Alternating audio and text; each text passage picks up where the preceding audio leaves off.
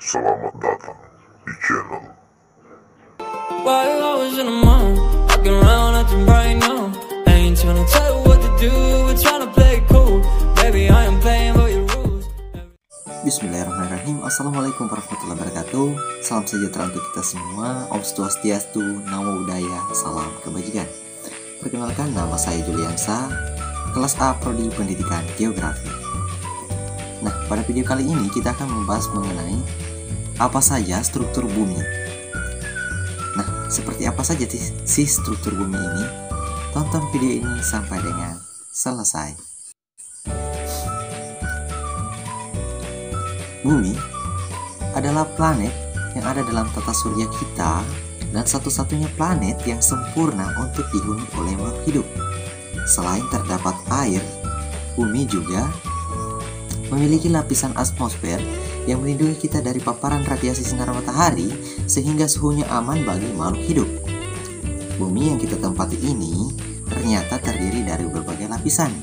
Pergerakan pada lapisan bumi dapat dirasakan, contohnya dengan terjadinya gempa bumi. Pada dasarnya, bumi terdiri dari 4 bagian. Yang pertama kerak, yang kedua mantel, yang ketiga inti luar, dan yang keempat adalah inti dalam. Lapisan terluar yaitu kerak bumi. Kerak bumi adalah tempat tinggal bagi makhluk hidup. Bisa dikatakan adalah tempat tinggal kita pada saat ini. Kemudian yang selanjutnya adalah terdapat mantel bumi yang berfungsi untuk melindungi inti bumi, dan yang terakhir adalah inti bumi yang memiliki suhu sangat tinggi dan tersusun dari campuran logam. Berikut penjelasan lebih lanjut mengenai struktur bumi. Baik, yang pertama yaitu kerak bumi.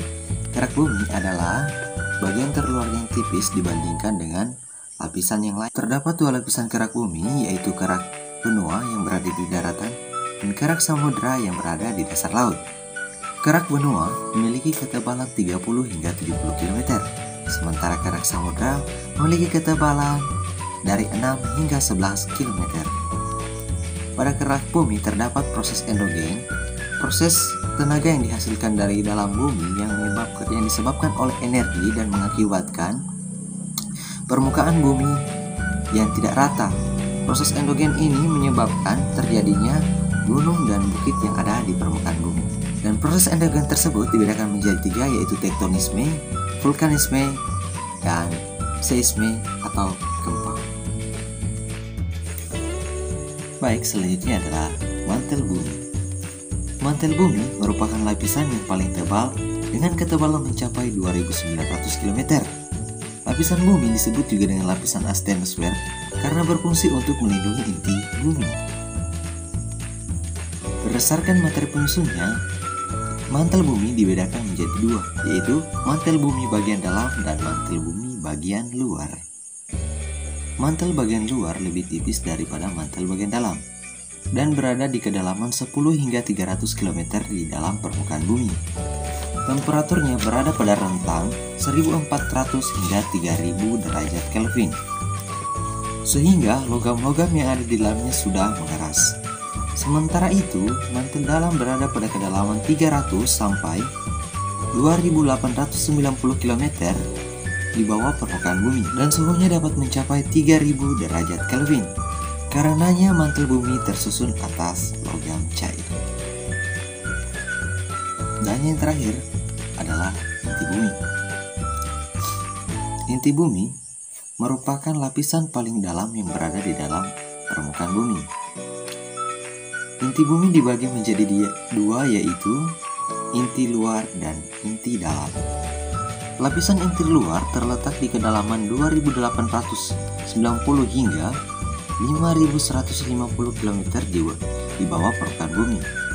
Suhu inti luar sekitar 4000 hingga 5000 derajat Kelvin.